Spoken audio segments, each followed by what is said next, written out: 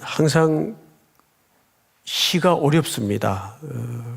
많은 의미들을 풀어서 쓴 문장이 아니고 함축해서 썼기 때문에 단어 하나, 배열 하나가 만만치 않습니다. 우선 제목부터 볼까요?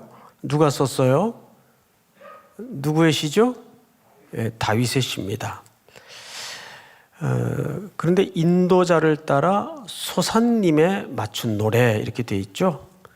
소산님이라는 것은 그 풋노트를 보니까 백합화 곡조, 하나의 장르 정도로 이해를 하면 좋을 것 같아요. 백합화 곡조. 근데 우리 찬송가에 보면 주는 저 산 밑에 뭐죠? 백합. 그래서 여기 백합화라고 풋노트에 달린 이유는 아마도 이 시가 오실 메시아, 오실 그리스도를 예표하면서 쓴 시겠다 정도로 우리가 선제적 이해를 하고 들어가는 것이 본문을 이해하는 데 훨씬 쉽고 또 빠를 것 같습니다. 자, 그런데 다윗의 시예요. 그러면 다윗의 일대기를 놓고 볼 때 언제, 왜 이 시를 쓰게 되었는가 하는 그 시간적 배경을 아는 것이 참 중요한데 여기 별로 힌트가 없어요. 굉장히 긴 시죠. 무려 36절로 구성된 시인데 아무리 읽어봐도 이 시 속에 언제 썼나, 어떤 사연 때문에 이런 시를 쓰게 되었나 뾰족한 단서가 없는데 이제 학자들의 연구를 빌리자면 두 가지를 설명합니다. 압살롬에 의해서 다윗이 억울하게 궁궐에 쫓겨 도망을 다니던 때든지 또 솔로몬에게 왕권을 이양하는 과정에서 아도니아의 반란이 있었어요. 그때 썼던지 명확할 수는 없지만 아마도 어쨌든 내용으로 보아서 다윗이 인생 속에 가장 억울하고 가장 칠흑 같은 시기에 쓰여진 것만은 틀림없어요. 근데 그 일이 다윗뿐이겠는가 그 말이에요. 이 시를 읽다 보면 꼭 내 얘기 같고 내 사연 같은 문장들이 굉장히 많아요. 자, 우선 1절부터 보실까요? 하나님이여 나를 구원하소서. 물들이 그랬어요. 그리고 또 2절에도 보니까 깊은 수렁에 빠지며 깊은 물에 들어가니 큰 물이 내게 넘쳤다. 이렇게 표현을 하는 걸로 보아서 무려 1, 2절에 물을 몇 번씩이나 비유해서 표현을 했죠? 3차례에 걸쳐. 그래서 시편에는 이런 유사한 표현들이 들어있죠. 인생을 뭐라고 표현했는가 하면 큰 물에서 영업하는 자와 같다. 그러니까 인생을 시인은 종종 어떻게 묘사를 하는가 하면 풍랑이 이는 바다, 파도가 치는 바다. 근데 그 파도는 한 번도 같은 모양의 파도가 없단 말이에요. 그래서 그 파도 끝에 배가 올랐다, 저 바다 깊이 배가 곤두박질 쳤다가 이런 위경을 넘나들면서 인생을 살아내는 사람들처럼 인생을 시인들은 뭐라고 종종 묘사를 했는가 하면 큰 물에서 영업하는 자와 같다. 지금 세계가 뭐 사실 따지고 보면 그러지 않았던 경우들이 거의 없을 정도로 뭐 해가 바뀔 때마다 내년도 한국 경제는 희망적이다 이런 뉴스나 기사 본 적 있어요? 없어요. 매년 더 어려워질 거다. 인구 절벽에 실업률에 또 전염병의 확대 또 전쟁의 소문 뭐 조금 전에도 올라오기 전에 인도의 소식을 선교사님들로부터 들었는데 너무 끔찍해요. 그냥 이제는 너무 많이 죽으니까 길거리에서 그냥 태워요. 사람을 어디 데려다 놓을 데도 없고, 장례는 사치예요. 하루에도 수십만 명씩 이렇게 질병이 무서운 공포 속에 인도뿐만이 아니라 특별히 경제적으로 어려운 나라는 이 코로나라는 질병 속에서도 빈익빈 부익부 현상이 극명하게 나타나고, 이런 인생의 파고를 지금 세계가 신음 속에 넘고 있단 말이에요. 큰 물이 온 지구촌을 이런 두려움과 죽음의 공포로 덮어 놓고 있죠. 그런데 이 시인이 지금 그와 맞먹는 어떤 개인적 위경을 지금 만난 것을 고백하는 거예요. 자, 근데 조금 더 들여다보십시다. 3절, 내가 부르짖음으로 피곤하여 나의 목이 마르며 나의 하나님을 바라서 나의 눈이 쇠하였나이다.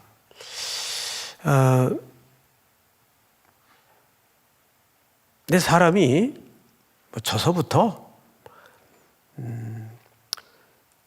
고난이 겹겹이 몰려오면 인간이 굉장히 객관적이 돼요. 사실은 자기 무력감 앞에 세워지면 인간은 의외로 객관적이 됩니다. 제가 오래전에 이번에 그 상을 타서 굉장히 그 뜨거운 유명한 여배우가 한 분 계시죠? 윤여정 씨. 그분이 등장하는 여배우들이라는 영화를 본 적이 있어요. 그 영화는 반은 다큐고 반은 영화인데 굉장히 좀 인상 깊게 봤던 영화입니다. 거기에 보면 출연진들도 아주 쟁쟁하죠. 윤여정 씨, 누구죠?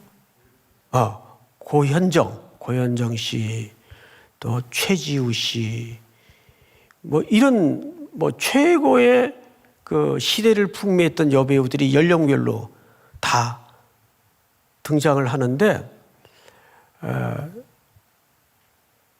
보그라는 유명한 패션 잡지의 모델로서 다 연령별로 이제 촬영을 하는 장면이 처음에 등장을 합니다.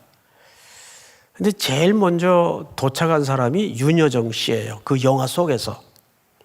근데 이분이 정말 리얼하게 실화처럼 살짝 기분이 언짢았어요. 내가 제일 고참이고 나이가 많은데 이 아래 것들이 아직 오지도 않았네? 이런 표정이죠. 근데 정말 다큐처럼 찍었어요. 근데 그 영화 속에서 이분이 점점 시대에 떠밀려가는 자기 상대적으로 초라해지는 모습, 박탈감을 느끼면서 그 영화를 찍는 내내 무슨 작업을 스스로 하냐 하면 자기 객관화를 해요. 자기 객관화. 그러면서 이분이 굉장히 그 영화 끝에는 스스로를 겸비합니다. 겸손해져요. 근데 그 대배우의 겸손한 앞에 그 시대를 풍미하는 다른 여배우들이 자기의 속의 아픔을 끌어냅니다. 마지막에는. 굉장히 인상 깊게 봤던 영화입니다. 그러니까 인간은 누구나 그런 것 같아요. 어려움의 직면에 있을 때 내가 얼마나 감당할 수 없는 무력한 존재인지 자기 객관화가 이루어지고 그 객관화를 통해서 인간은 절대자 앞에 기도의 자리로 나아갈 수밖에 없고 결국 겸손해지는 거예요.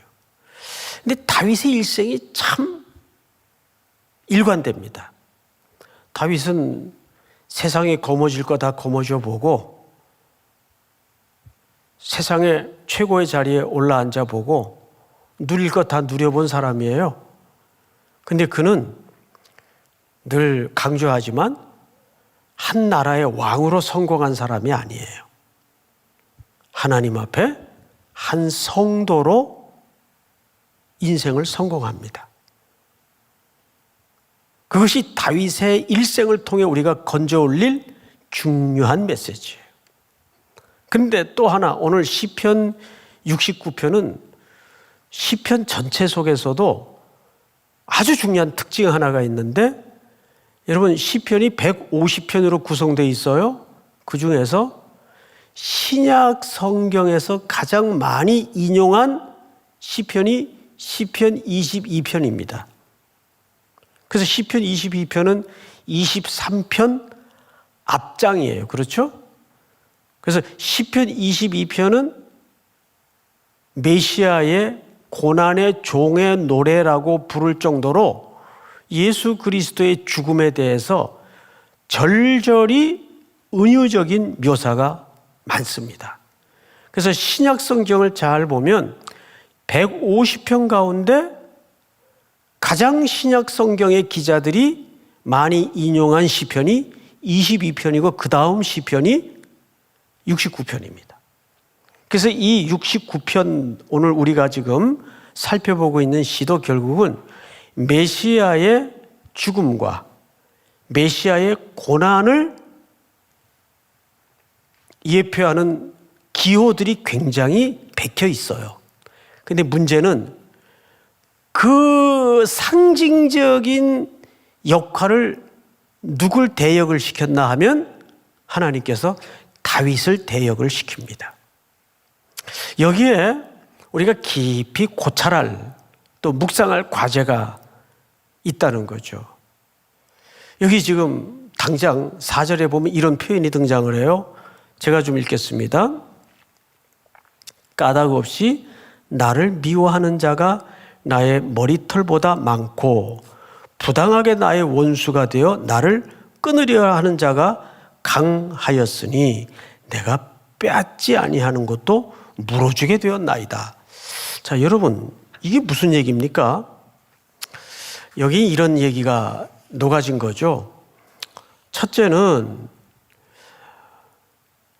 이 다윗이라는 왕의 깊은 고난은 장차 오셔서 참된 왕이신 그리스도가 우리를 대신해서 겪을 고난을 이 다윗이라는 한 인물 속에 하나님께서 설정하시고 경영하시는 내용을 여기에 담아 놓은 거예요. 우리가 살다 보면 내게 왜 이런 일이 생기지? 내가 이 정도로 형벌 아래 인생을 던져질 만큼 그렇게 잘못 살지는 않았는데, 이게 이제 무슨 사고방식이죠? 이 권선징악의 사고방식이에요. 그리고 이 권선징악의 사고방식 저 밑바닥에는 율법주의적 사고가 뿌리 박혀 있어요. 그것이 욥이 넘어졌던 함정이거든요. 욥기 23장 10절을 보면 나의 가는 길을 오직 그가 하시나니 내가 단련받은 후에 정금같이 되어 나오리라. 유명한 욥의 고백처럼 우리가 알고 있었잖아요. 그런데 그 욥의 고백같이 들렸던 욥기 23장 10절은 고백이 아니라 그랬어요. 욥이 사실은 하나님을 재판장에 세우는 겁니다. 그걸 우리가 원문에 그대로 맞게 번역한 새번역 성경을 보면 이렇게 읽어야 옳은 본문이에요. 하나님은 내가 바람 발자국 옮기는 것을 다 알고 계시면서 나를 시험해 보시면 내게 순금밖에 없다는 것을 아실 수 있을 텐데 하나님 나한테 왜 이러세요? 변명 좀 해보세요. 그러니까 그 말은 고백이 아니라 인간인 피조물이 창조주 하나님께 질문하는 내용이에요. 그러니까 사실상 월터 브루그만 같은 신학자는 그 표현을 이렇게 살벌하게 묘사했더라고요. 인간이 감히 하나님을 법정에 세우는 거죠. 하나님, 내가 이렇게 겹겹이 고난을 애매히 받을 아무 행동을 한 적이 없는데요. 하나님, 증언 좀 해보세요. 그런데 이런 표현이 미가서에도 있어요. 여러분, 미가서를 한번 열어볼까요? 미가서 6장. 미가서 6장을 한번 열어보세요. 천천히 찾으세요. 미가서 6장 1절서부터 제가 좀 읽겠습니다. 이건 중요해서 일부러 참고 구절을 제가 방송실에 부탁을 안 했는데 1절 다 찾으셨습니까? 너희는 여호와의 말씀을 들을지어다. 너는 일어나서 산을 향하여 변론하여 작은 산들이 네 목소리를 듣게 하라 하셨나니. 2절 시작. 너희 산들과 땅의 견고한 지대들아, 너희는 여호와의 변론을 들으라. 여호와께서 자기 백성과 변론하시며 이스라엘과 변론하실 것이라. 이게 무슨 얘기냐 하면 이스라엘 백성들이 하나님 앞에 질문을 한 거예요. 이 백성을 왜 이렇게 두십니까? 왜 이렇게 고난 가운데 두십니까? 우리가 뭐 잘못했습니까? 그러니까 창조주 하나님의 경영과 통치와 운영에 대해서 이스라엘 백성들이 하나님을 사실상 법정에 세운 겁니다. 하나님, 우리한테 이러시면 안 되잖아요. 하나님, 나한테 이런 재난과 고난을 주시면 이거 아니잖아요. 이 태도가 하나님을, 창조주를 피조물이 법정에 세우는 행위예요. 근데 3절을 잘 보세요. 제가 읽겠습니다. 이르시기를 내 백성아, 내가 무엇을 내게 행하였으며 무슨 일로 너를 괴롭게 하였느냐? 너는 내게 증언하라. 여러분, 마치 이런 느낌을 받지 않으세요? 마치 창조주 하나님이 그렇게 투덜대고 항변하는 인간에게, 피조물에게 법정에서 사정하시는 듯한 느낌을 받지 않으세요? 내가 너희들한테 뭐 이렇게 잘못했냐? 오히려 너희들이 왜 이렇게 되었는가를 돌아봐야 되는 거 아니냐? 그러니까 우리도 그럴 때가 있거든요. 어떤 때는 자녀들을 이렇게 이제 집에서 양육하시다 보면 부모님들 그런 경우 있죠. 부모가 그래야 될 이유도 없고 그래야 될 필요도 없어요. 그런데 자녀들의 잘됨을 위해서 부모가 사정을 할 때가 있어요. 우리 집 얘기는 아닙니다. 저희 집엔 그럴 일이 전혀 없어요. 예. 그런데 일반적으로 그렇잖아요. 부모들이 오히려 애들을 달래기 위해서 사정을 해요. 근데 성경을 읽다 보면 하나님이 창조주께서 피조물인 우리를 고치고 달래고 얼르기 위해서 사정을 하는 듯한 표정을 만날 때가 있단 말이에요. 이게 미가서의 얘기예요. 그리고 욥의 얘기고. 우린 가끔 가다가 내가 겪는 이해할 수 없는 혼돈 때문에, 그러니까 사람을, 인생을 구성하는 세 가지 요소가 있다 그래요. 그 첫째가 뭐죠? 혼돈이 혼돈. 이 혼돈은 무엇이 찾아오면 끝납니까? 질서가 찾아오면 끝나요. 그런데 창세기 1장에 보면 이 아주 명징스러운 굵은 원리가 1장 1, 2절에 나와 있죠. 처음에 땅이 어떻게 됐어요? 혼돈했어요. 땅이 혼돈했어요. 그런데 하나님이 빛이 있으라. 뭐가 개입되죠? 하나님의 경영과 그 경영이 뭘로 개입됩니까? 말씀으로. 말씀으로 빛이 있으라. 해가 있으라. 모든 걸, 어둠을 창조하시고 다 하나님의 말씀으로 창조하시니까 이 땅이 어떻게 잡혔어요? 혼돈에서 질서로 잡혔어요. 질서로. 그러니까 인생도 마찬가지예요. 이게 뭐지? 왜 나만 이런 억울한 일을 자꾸 겪지? 근데 그 속에 우린 그럴 때마다 밑바닥까지 떨어지면서 혼란 또는 혼돈을 겪어요. 그럴 때 뭐가 개입해야 돼요? 하나님의 말씀. 말씀이 개입하면 모든 혼돈스러웠던 인생의 기초들이 우리의 하나님을 향한 건강한 인식과 의식을 통해서 질서를 잡아가기 시작합니다. 예수님이 오시기 전까지 이 세상은 혼돈스러웠어요. 무법이었어요. 그렇죠, 여러분? 그런데 예수 그리스도께서 십자가 위에 대속의 죽음을 죽으심으로 이 땅에는 인간에게 정확한 질서가 잡혔어요. 이제 우리는 그 질서를 사실 찾아가는 과정이에요. 그러니까 오늘 여기에 등장하는 다윗이라는 왕 이전의 한 개인에게 너무 억울한 일들이 많이 겹겹이 부닥치는 겁니다. 근데 다윗이 그 의미를 몰랐죠. 그 당시 다윗이 그걸 겪을 때 그 의미가 뭔지 알았겠어요? 몰랐죠.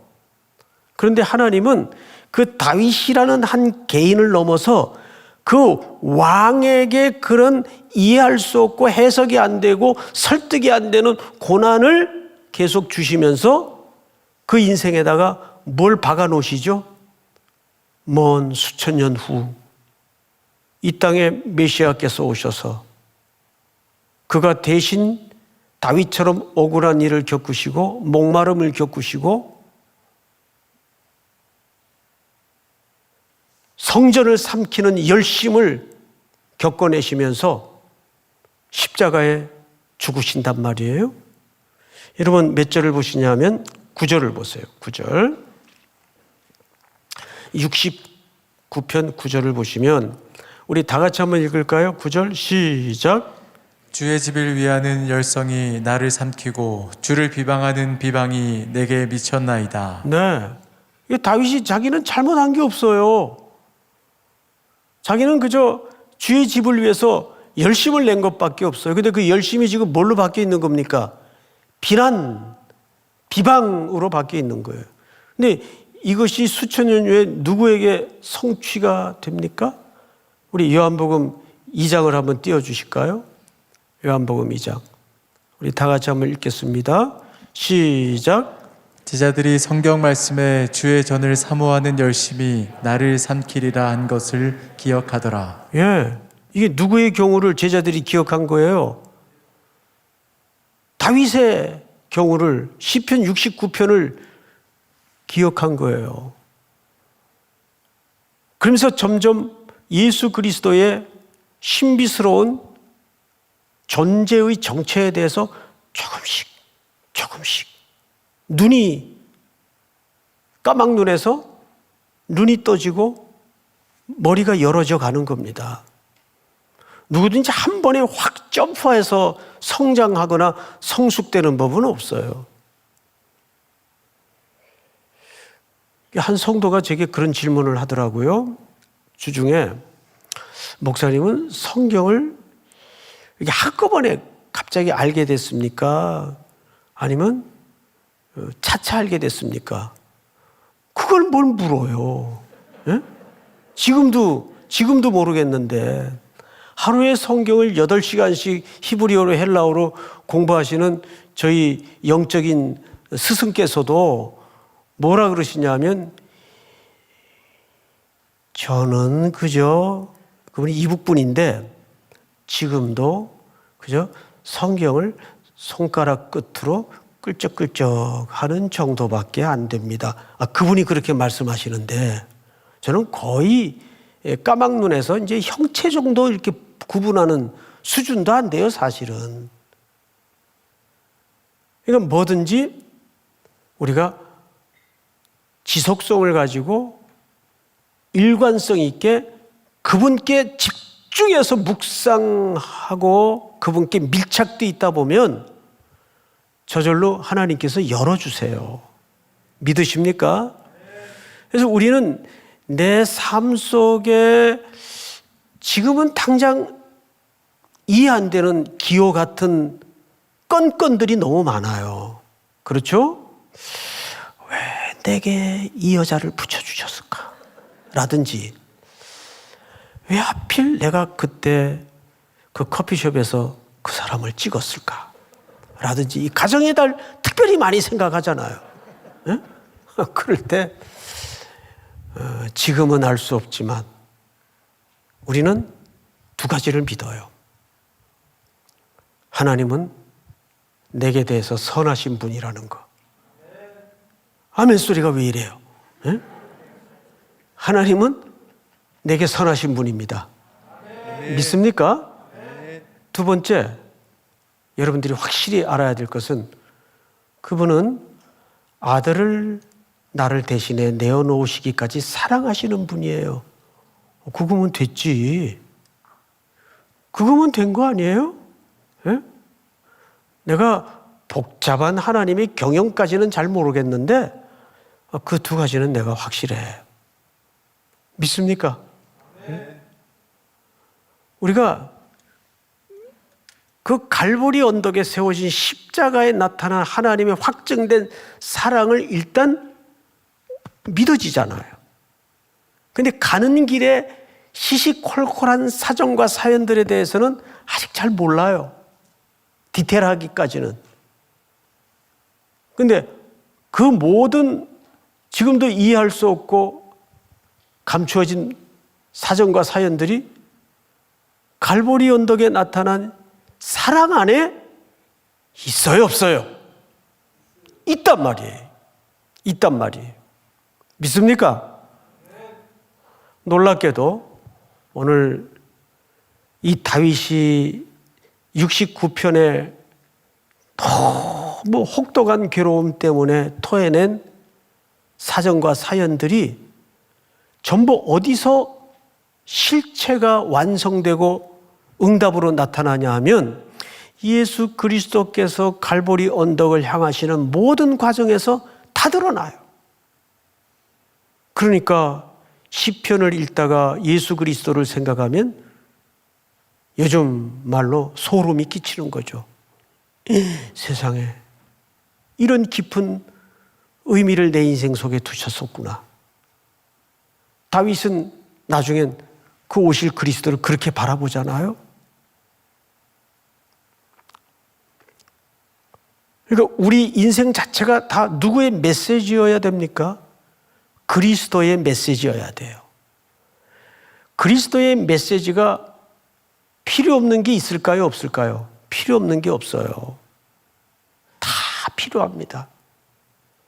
한 군데만 더 보고 말씀을 마칠 텐데요. 여러분, 로마서 15장을 좀 띄워주세요. 로마서 15장. 같이 한번 읽을까요? 시작. 믿음이 구제하지 아니하셨나니 기록된 바 주를 비방하는 자들의 비방이 내게 미쳤나이다 함과 같으니라. 주를 비방하는 자들의 비방이 내게 미쳤나이다. 이것도 누가 겪었던 고통이었어요. 다윗이 겪었던 고통이었어요. 그런데 이 고통이 먼 훗날 우리를 구원하시는 구원의 과정에서 누구에게 나타나죠? 참된 왕이신 그리스도에게 나타나요. 그리고 그 그리스도가 대신 비난을 받으심으로 우리가 구원을 얻어요. 이걸 다윗이 알았겠어요? 그 비난을 받을 때 다윗이 몰랐단 말이에요. 이것이 우리 성도들이 그리스도 안에서 살아낼 중요한 질서입니다. 자, 마지막으로 우리가 몇 절을 보시냐면 로마서 11장을 한번 볼까요? 로마서 11장. 또 다윗이 이르되, 다윗이 한 얘기를 로마서 11장에서 누가 인용을 했죠. 바울이 인용을 한 거예요, 지금. 그들의 밥상이 올무와 덫과 거치는 것과 봉이 되게 하시옵고 그들의 눈은 흐려보지 못하고 그들의 등은 항상 굳게 하옵소서 하였느니라. 다음 절 11절 시작. 그러므로 내가 말하노니 그들이 넘어지기까지 실족하였느냐? 그럴 수 없느니라. 그들이 넘어짐으로 구원이 이방인에게 이르러 이스라엘로 식인하게 함이니라. 어렵습니다. 이 본문을 잘 보세요. 이스라엘이 결국은 넘어지죠. 그런데 무슨 얘기냐면 그러므로 내가 말하노니 그들이 넘어지기까지 실족하였느냐. 그러니까 완전히 멸망이 목적이 아니었다 그 말이에요. 완전히 그들을 진멸시키기 위해서 넘어지게 한 게 아니다 그 말이에요. 하나님께서. 왜? 그럴 수 없느니라. 그들이 넘어짐으로 구원이 어디로 넘어갔어요? 예. 그들이 넘어짐으로 그 구원이 이방인들에게까지 확대되는 역설이 일어났어요. 그러면 그들이 넘어짐으로 누가 일단 복을 받아요? 이방인들이 복을 받아요. 그것도 보통 복이에요? 영원히 하나님의 자녀가 되고 아들이 되는 복을 받아요?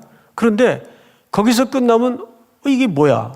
라고 우리가 할 수 있을 텐데 이방인에게 이르러 또 이스라엘로 뭐하게 함이니라? 시기나게 함이니라.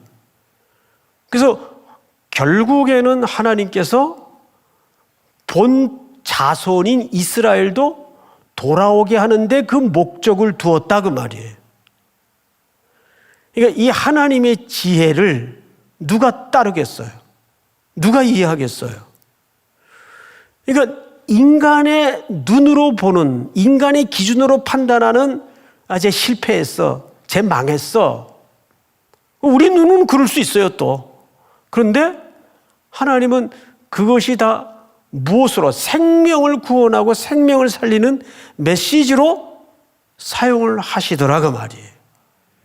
그러니까 우리는 함부로 타인을 향해서 판단하고 단정하는 거, 이것도 누구에 대한 죄입니까? 하나님에 대한 죄예요. 그러니까 이게 인문학적으로 이해를 해서 말하자면 최고의 인문학이 뭔지 아세요? 최고의 인문학. 잘 모르시죠? 몰라야 정상입니다. 나이가 드는 거예요. 최고의 인문학은 나이가 드는 거예요. 나이의 질서를 넘을 수 있는 청춘은 없어요. 여러분 늙어봤어요? 나는 젊어봤어요. 예? 늙어봤어요? 나는 젊어봤어요. 그래서 20대, 30대에게 철학 박사를 안 줘요. 이 인문학 박사는 이제 한 80 넘어야, 예? 이제 오늘 내일 할 때 받는 거예요. 60도 아직 철딱서니가 없어요. 요즘은 60 넘어도 철딱서니가 없어요. 절 보니까 그렇더라고요. 절 보니까. 그러니까 여러분들은 얼마나 여지가 있는 나이입니까? 근데 저는 절대 부럽진 않아요. 네. 한 40대로 돌아가고 싶냐? No. 더 강하게 얘기해 볼까요? No. No.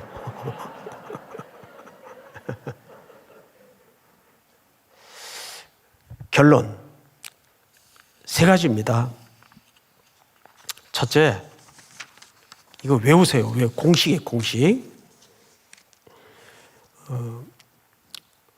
우리는 예수님의 broken heart, 상한 마음에서 구원을 얻은 자예요.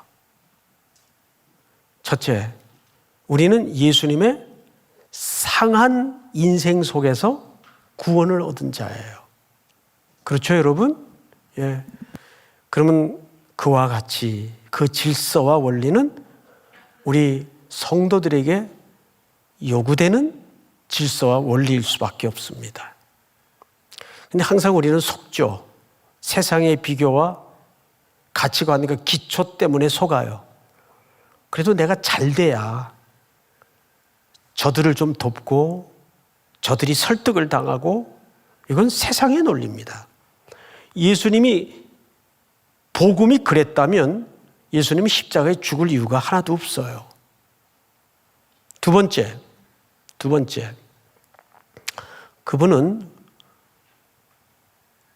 고난당함으로 우리를 노래하게 하시는 분이십니다.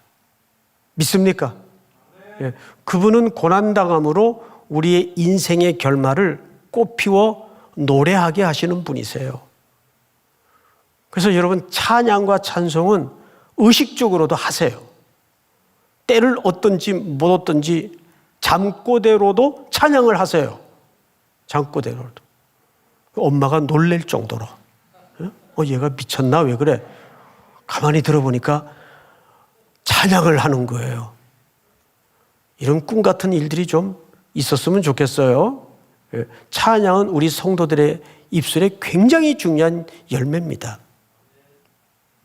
마지막 세 번째로, 하나님이 고난받는 자를 그래서 구원하신다는 거예요? 안 하신다는 거예요? 33절 다 같이 읽습니다. 33절 다 같이 시작. 여호와는 궁핍한 자의 소리를 들으시며 자기로 말미암아 갇힌 자를 멸시하지 아니하시나니. 할렐루야. 자, 그러면 오늘 설교의 키워드는 뭘까? 오늘 메시지의 키워드는 뭘까? 이거 세 가지를 설명했죠. 첫째는 예수님의 상한 마음에서 우리의 구원이, 건짐이 성취되었다. 두 번째는 하나님은 자신의 고난을 통해서 우리로 뭐하게 하신다? 노래하게 하신다. 노래하게 하신다.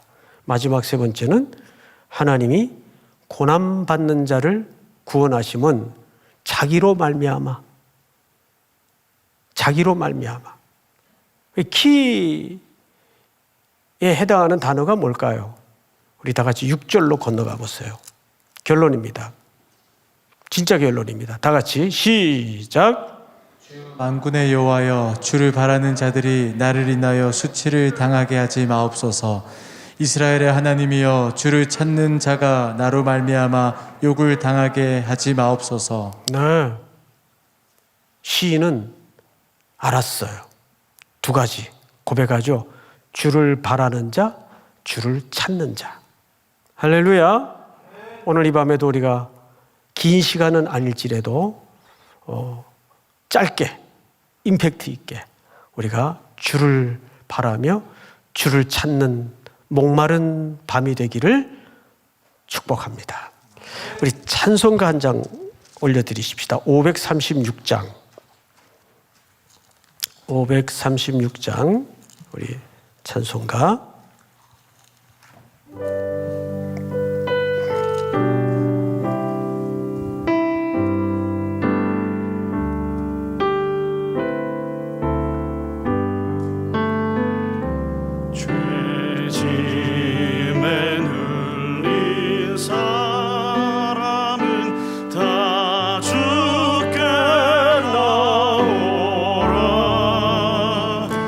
주 말씀을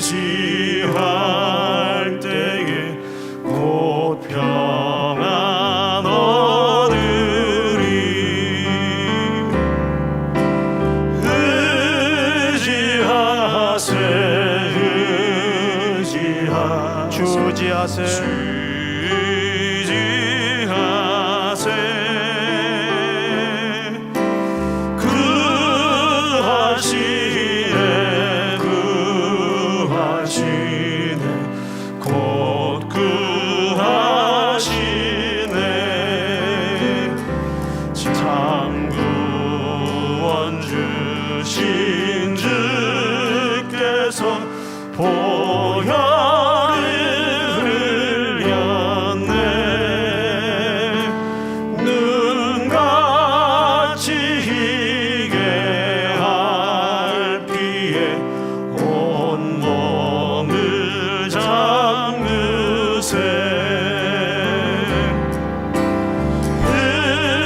의지하세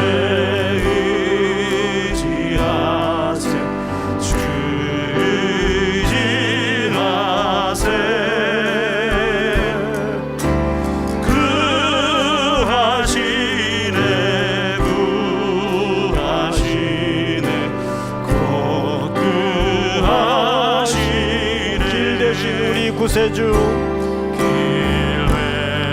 대신 우리 구세주 늘 인도하시네.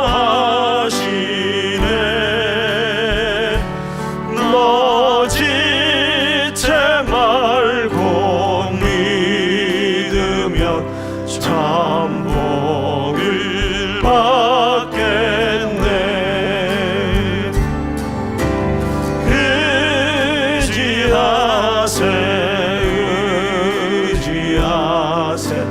주 의지하세.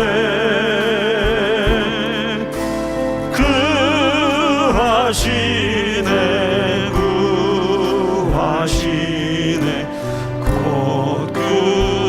우리 다 같이 한번 눈을 감으십시다.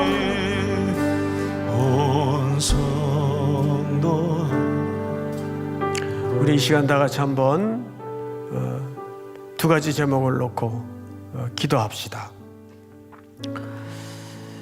오늘 다윗이 인생 속에 겪었던 이해할 수 없는 수많은 어려움들이 그리스도의 구원을 성취하는 메시지가 되었습니다. 이것이 우리가 살아내야 되는 중요한 삶의 원리고 질서입니다. 지금은 당장 해석도 이해도 설득도 안 되는 내 인생 속의 공고한 문제들.